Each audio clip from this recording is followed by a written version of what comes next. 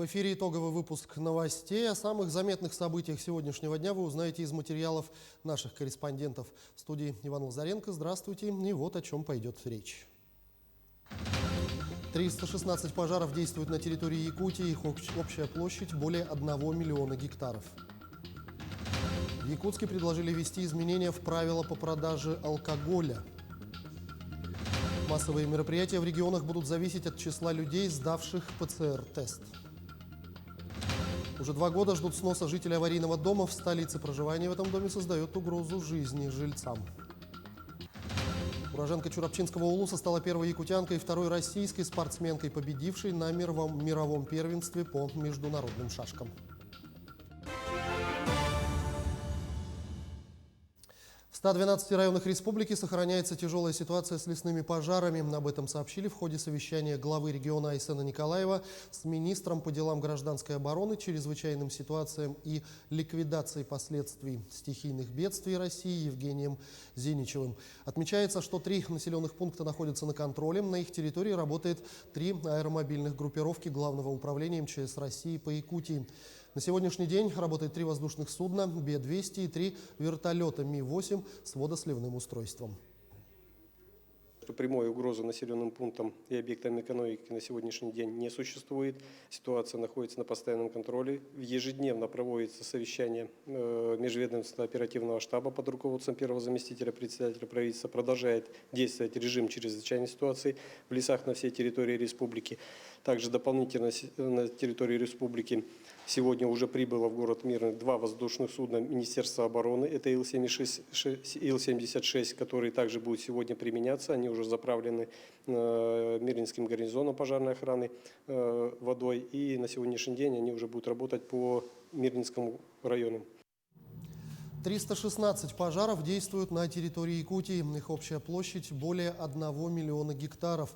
Об этом сообщил первый вице-премьер правительства республики Дмитрий Садовников. По официальным данным, 76 пожаров тушат. За прошедший день локализованы 14 и ликвидированы 20 возгораний. Дмитрий Садовников отметил, что дополнительно обнаружено 12 очагов.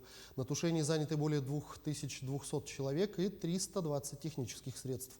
Также сегодня в Якутию по поручению президента направят 2 воздушных судна Ил-76 Министерства обороны России. Также работают воздушные судна разных структур. Так, у нас воздушное судно Ми-8 работало в районе Ленских столбов Хангаласского района для дислокации сил и средств по пожаротушению. Также работает воздушное судно Ми-8 Вооруженных сил Российской Федерации. Они работали в Алекминском районе и в ближайших районах от города Якутска. Также один борт находится в Нюрбинском районе и работал по водосливным устройствам. Массовые мероприятия в регионах будут зависеть от числа людей, сдавших ПЦР-тест. Охват населения ПЦР-тестами, темп прироста заболеваемости за неделю и коэффициент распространения инфекции. 3 этих показателя будут влиять на возможность проведения массовых мероприятий в регионах. Соответствующее постановление вынесла главный санитарный врач России Анна Попова. Так, проведение массовых мероприятий, в которых участвуют от 500 до 1000 человек, будет возможно при условии, если коэффициент распространения инфекции меньше или равен 1, а темп прироста заболеваемости не более 10%. При этом охват ПЦР-тестами должен быть одинаковым для всех мероприятий, не менее 200 на 100 тысяч человек населения. Все показатели оцениваются в динамике за 2-недельный период. Роспотребнадзор подготовил рекомендации по вакцинации от гриппа. Прививку нужно сделать не менее чем через месяц после вакцины от коронавируса, следует из проекта постановления. Региональным властям ведомство рекомендует охватить прививками против гриппа не менее 60% от населения и как минимум 75% людей из групп риска. При этом руководители регионов должны будут проконтролировать иммунизацию сотрудников образовательных организаций, а в случае ухудшения эпидобстановки по гриппу вводить ограничения на проведение массовых культурных и спортивных мероприятий, а также образовательного процесса. Тем временем максимальное количество вакцины от коронавируса получит Дальний Восток. Об этом сегодня сообщила министр здравоохранения Якутии Елена Борисова на брифинге по эпидобстановке. В регионе же за сутки заразились ковидом 103 человека, из них 54 в Якутске. В Алданском и Аймиконском районах по 5 заболевших, в Нерюнгринском и Хангаласском по 4. В Мегино, Кангаласском и Нижнеколымском по 3 случая, еще в 16 районах от 1 до 2 заражений. В регионе идет активная вакцинация населения. Дополнительная партия вакцины «Спутник Ви» прибудет в Якутию буквально на следующей неделе. В понедельник было совещание у Голикова оперштаб, где конкретно прозвучало, что максимальное количество вакцин при распределении будет учтено именно на Дальний Восток, потому что Дальний Восток сегодня имеет приоритет. Вакцинация остается главной задачей сегодня по преодолению подъема новой коронавирусной инфекции. Вы видите сегодня, что творится у нас на территории всей Российской Федерации. Якутия в этом отношении выглядит в более благоприятных событиях, но это как раз благодаря тому, что мы ранее всех начали массовую вакцинацию. Вы помните, было постановление 19 мая нашего главного санитарного врача. Буквально вчера вышло санитарное постановление номер 4, где уже четко указаны категории лиц, которые обязаны быть вакцинированы. В этой части это в основном работники образования, медицины, социальных служб, транспортной системы, общепита и так далее. Я прошу всех ознакомиться с этим документом, так как его реализация до 16 августа, в дальнейшем будут приниматься административные меры. В Москве стартовало одно из главных мероприятий в области здравоохранения страны – Всероссийский форум «Здоровье нации. Основа процветания России». Это традиционная площадка для обсуждения проблем и достижений отраслей. Также здесь представляют лучшие региональные практики в области медицины. Какие инициативы на форум привезла якутская делегация, узнаем из материала Максима Кардозу. Все новое – это хорошо забытое старое. Вот и здоровый образ жизни теперь самый актуальный тренд. Специалисты отмечают, что в эпоху пандемии люди стали следить за своим здоровьем внимательнее. И государство готово им в этом помогать. На самом деле мы ничего не придумали. Многие ведущие страны, в том числе ФРГ, США, у них есть долгосрочные планы по формированию здорового образа жизни. Мы вот этим форумом показываем в том числе, какая высокая заинтересованность у людей к сохранению своего здоровья, у людей, которые стараются помочь сохранить это здоровье, и у людей, которые смотрят в будущее, как это здоровье сделать, так скажем, постоянным. Форум здоровья нации проводится уже в 15-й раз, и это крупнейшая площадка в стране, где можно увидеть все ноу-хау лучших медицинских центров России. И якутской делегации тоже есть чем удивить коллег. Главная фишка нашей республики – цифровизация. Так активно и смело в регионах современные технологии внедряют единицы. Якутский Минздрав представил на конференции программу дистанционного наблюдения за пациентами, возможности удаленной записи и вызова на дом, а также проект поликлиники без регистратуры, который тоже уже реализовали. Сейчас в поликлинике номер 3 нет той стандартной регистратуры, которая обычно бывает в поликлиниках. На каждом этаже более 4 информатов стоит в поликлинике.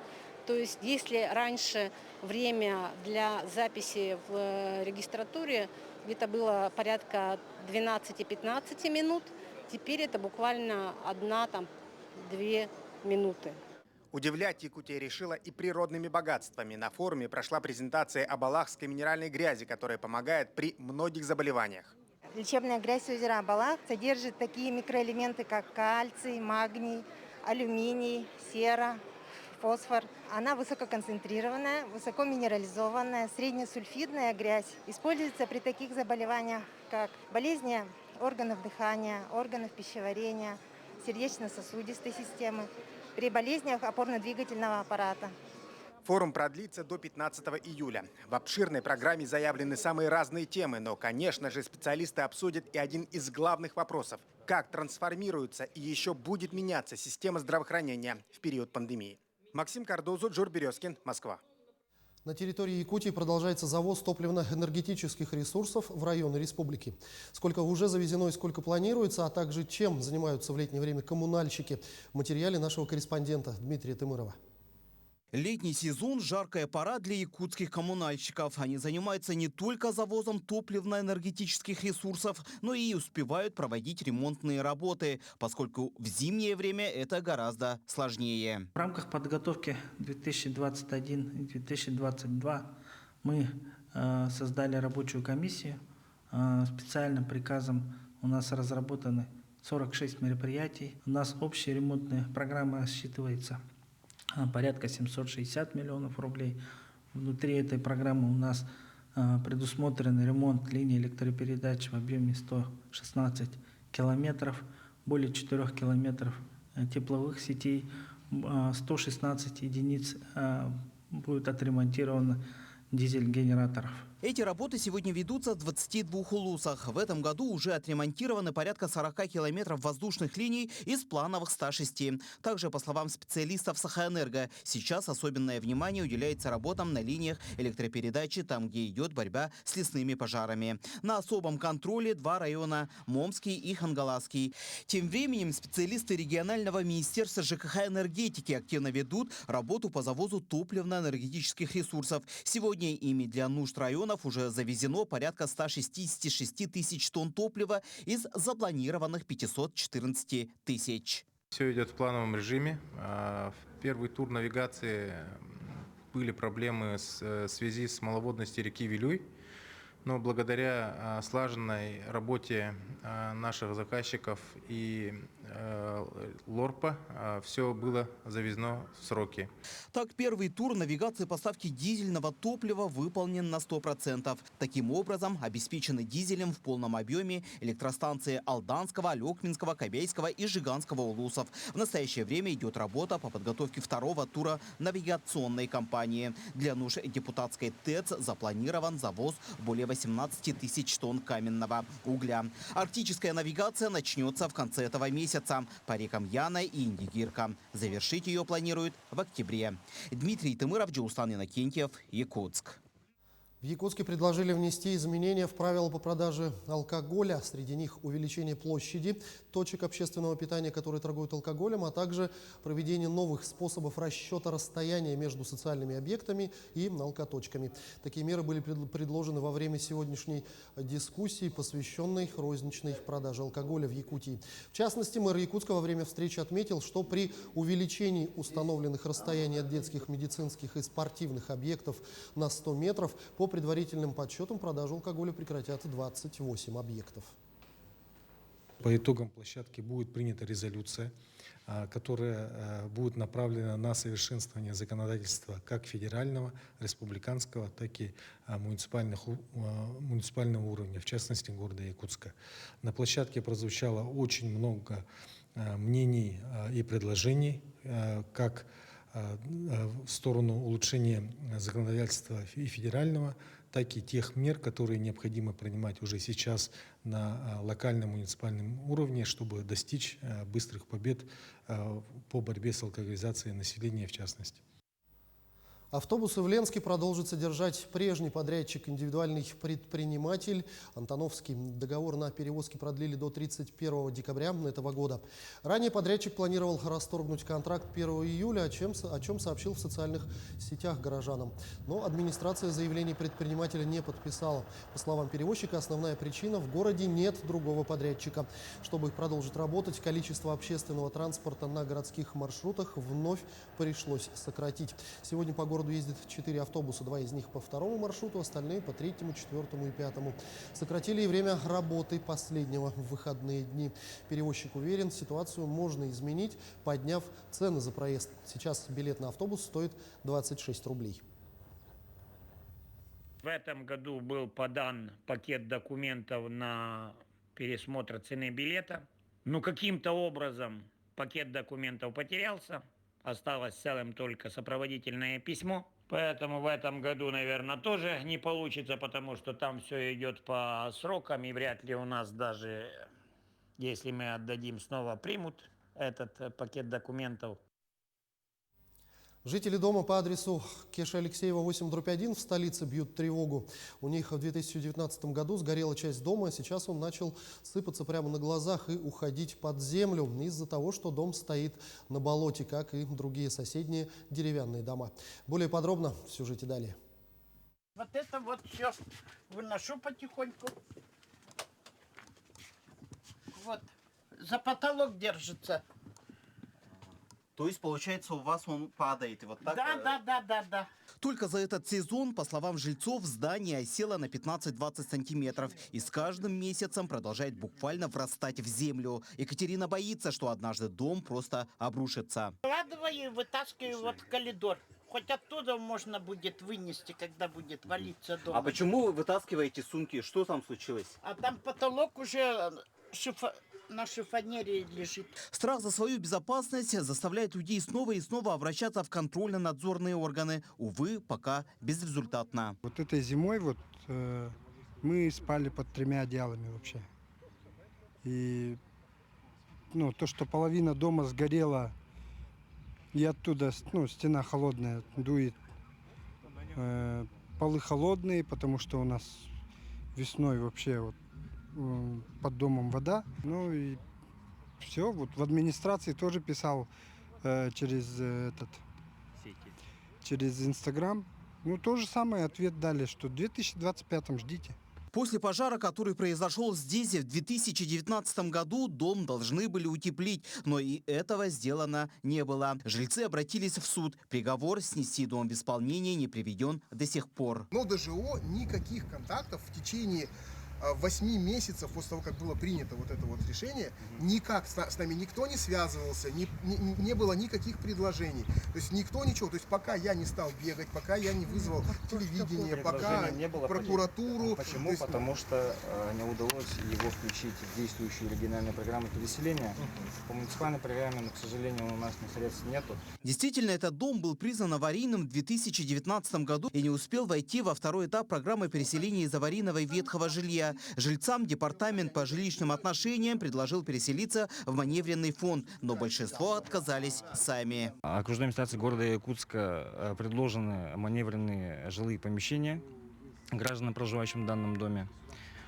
Собственники жилого помещения 10 и 12 заселились в маневренный фонд. Это у нас по адресу Лонгинова 40/1. Жилые помещения в данном маневренном фонде отвечают всем санитарным нормам и требованиям.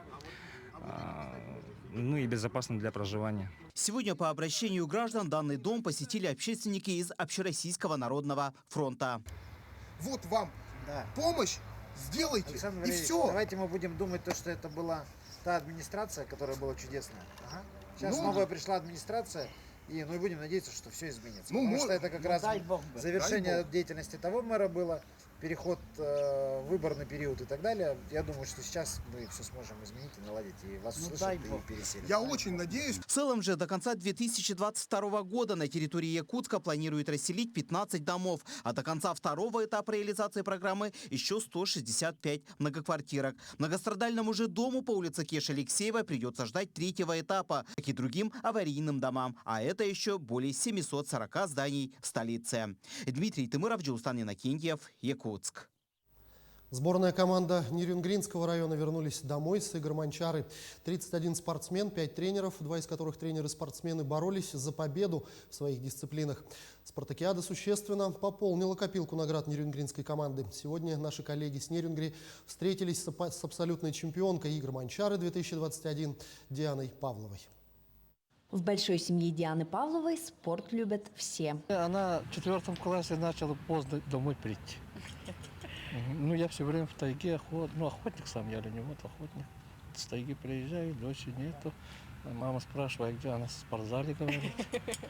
Потом как-то один раз я с ней в спортзал пошел. Оказывается, дочка там волейбол играет после секции. Она тогда дзюдо занималась. И до 10 со взрослыми волейбол играет. Потом так и пошла, начала. Придя в 3 классе на дзюдо, Диана посвятила этому виду спорта 5 лет. А переехав с Алданского района в Нерюнгри, девушка нашла поистине свой вид спорта. Пришла на Северное Многоборье, мне так понравилось, знаете, и там 5 видов, и соревноваться очень интересно. И я сама венкийка по национальности, а Северное Многоборье как раз-таки северное, знаете, патриотизм как бы. После своих первых игр Манчары 4 года назад девушка, не заняв место в абсолютном зачете, поставила себе цель выиграть следующие игры, чтобы доказать самой себе «я победитель». С того времени началась серьезная подготовка. На игры спортсменка ехала с уверенностью в себе, которая помогла ей победить и улучшить почти все свои результаты на играх 2021. Третье место, вот, северный тройной прыжок, я заняла третье. Серебряная медалька топор на дальность, метание топора на дальность. И вот метание аркана на хорей. И вот абсолютный зачет. Это получается в сумме. В командном зачете по северному многоборью на играх Манчары 2021 нерюнгринцы стали вторыми. Екатерина Павлова, Захар Головин, Нерюнгри. И еще одно радостное спортивное событие. Матрена Наговицына одержала досрочную победу на чемпионате мира по международным шашкам в классической программе, который проходит в Эстонии. Уроженка Чурапчинского улуса стала первой якутянкой и второй российской спортсменкой, победившей на мировом первенстве в этой дисциплине. Подробнее об очередном успехе Матрены Наговицыной на международной арене расскажет Власий Сергеев. В борьбу за золото чемпионата мира в Таллине вступили сильнейшие шашистки из 19 стран. Право взойти на высшую ступень пьедестала разыгрывалось по круговой системе среди 16 спортсменок, в число которых входят 9 международных гроссмейстеров. Наговицына гарантировала себе первое место за один тур до окончания соревнований. Накануне она со счетом 2-0 выиграла у Аджарату Ганаме из Буркина-Фасо и стала недосягаемой для ближайших преследовательниц. Да, это самый значимый титул в моей карьере и вообще в шашках. Стать чемпионкой мира в классической программе, наверное, самое главное для всех шашистов звание. Я шла к этому титулу очень долго. Недавно осознала, что с 2005 года готовилась к чемпионату мира. И вот спустя столько лет у меня наконец получилось победить. Даже в случае поражения в заключительном матче, который проходит в эти часы в Таллине, Наговицына останется на первой строке таблицы за счет дополнительных показателей. В данный момент в ее активе 4 победы при 5 поражениях и 4 ничьих. Соперницей якутянки по последней игре является представительница Латвии Елена Чеснокова. Настроена я позитивно, я не хочу плохо сыграть из-за того, что вот уже место и буду играть на всю силу, конечно. А девушка, она сильная. Наговицына стала первой якутянкой и второй российской спортсменкой, первенствовавшей на чемпионате мира по международным шашкам в классической программе. В Федерации шашек Якутии отметили значимость этой победы и выразили надежду на то, что этот успех даст новый толчок развитию интеллектуальных видов спорта в республике. Нас уже поздравили Федерация шашек России, Международной Федерации шашек России. Мы с ними на постоянной связи, они очень довольны. Вот поэтому нам очень приятно, что вот с нами вместе радуется вся Россия и весь мир. После победы на чемпионате мира в классической программе Матрена Наговицына уже в следующем месяце может выступить на чемпионате Европы, чтобы пополнить коллекцию трофеев текущего сезона наградой по быстрым шашкам. Власий Сергеев, Григорий Охлопков, Якутск. Вы смотрели итоги дня. На этом я с вами прощаюсь. Всего доброго и до встречи в эфире.